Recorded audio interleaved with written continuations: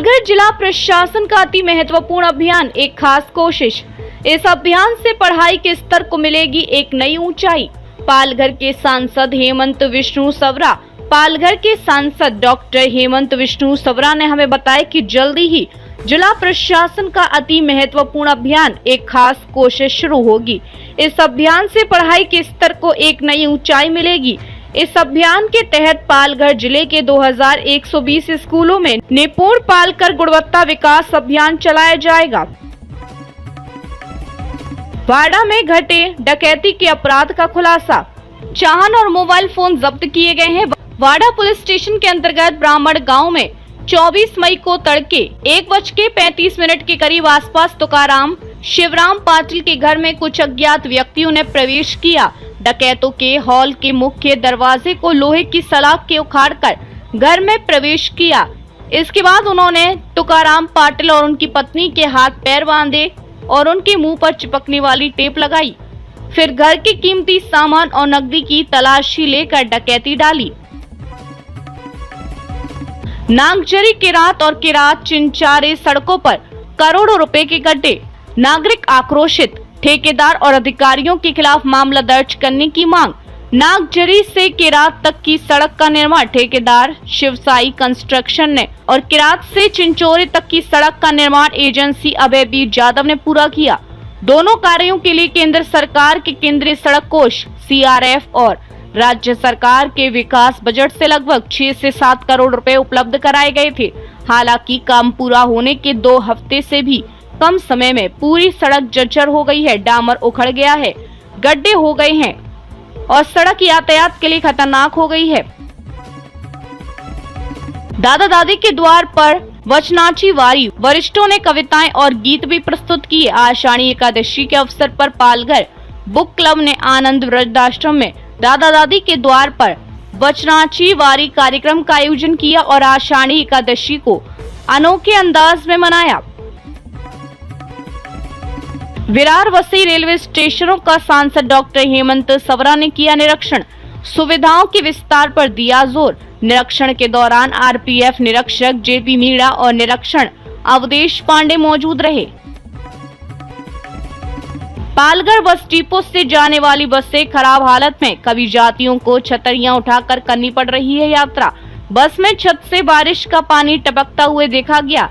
ST bus stand पर जाकर मालूम करने से मालूम हुआ कि बसें शेड्यूल से नहीं चल रही हैं। 2 घंटे की आम देरी से बसों को जाते देखा गया।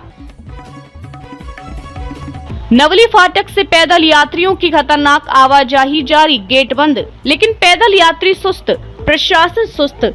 पालघर पूर्व के कई निवासी नवली गेट के माध्यम से खतरनाक पैदल यात्रा कर रहे हैं, क्योंकि एक समर्पित फ्रेट रेल लाइन के लिए नवली गेट बंद कर दिया गया है। एक तरफ रेलवे प्रशासन ने फ्लाईओवर को चालू करने के जो वादे किए थे वे हवा में खो रहे हैं। दूसरी तरफ वैकल्पिक मेट्रो में जमा पानी और अधूरा काम हजारों स्थानीय लोगों की जानलेवा यात्रा का कारण बन रहा है। बोईसर चिल्हर सड़क हादसा, ट्रेलर से टकराई जीप, युवक की मौत, ड्राइवर गंभीर रूप से घायल। बोईसर चिल्हर मार्ग पर बढ़ते हादसों का सिलसिला थमने का नाम नहीं ले रहा है। मंगलवार रात करीब 11:30 बजे स्टॉप ओवर होटल के सामने सड़क पर खड़े ट्रेलर में तेज रफ्तार पिकअप जीप ने टक्कर मार दी। हादसे में नागजारी निवासी कृष छत्री की मौके पर ही मौत हो गई।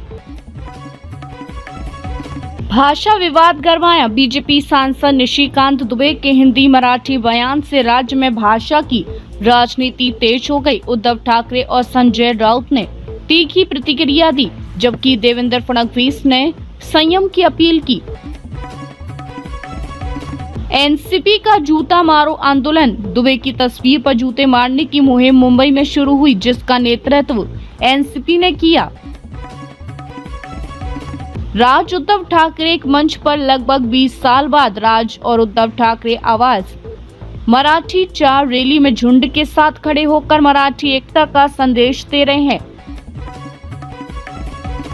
नासिक में स्मार्ट ट्रैफिक सिग्नल व्यवस्था, शहर की ट्रैफिक जाम को देखते हुए नासिक में AI आधारित सिग्नल सिस्टम चालू किया जा रहा है।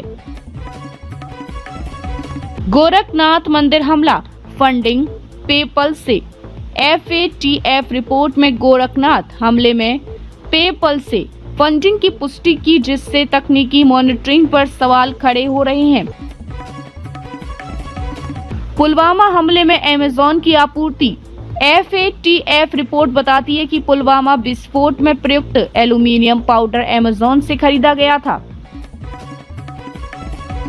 MNS का GR वापसी स्वागत। हिंदी GR हटाने पर MNS ने इसे मराठी अस्मिता की जीत बताया और इसे चुनावी सफलता का संकेत मान रहा है।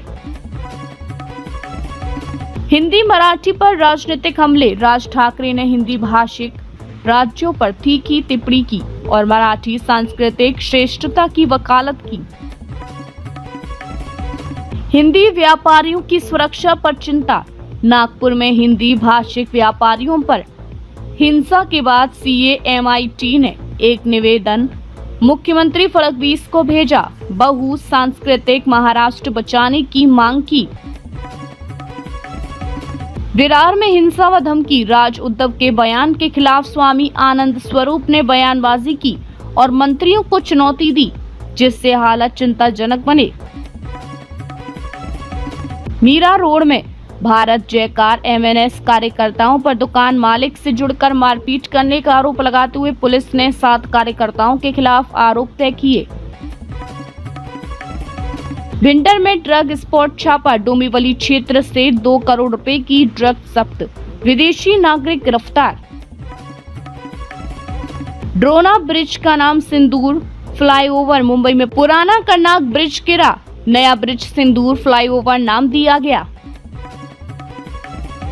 पुणे नासिक एक्सप्रेसवे की तैयारियां तेज। पुणे नासिक हाईवे परियोजना की लागत 28,429 करोड़ तय और निर्माण कार्य गति पकड़ा।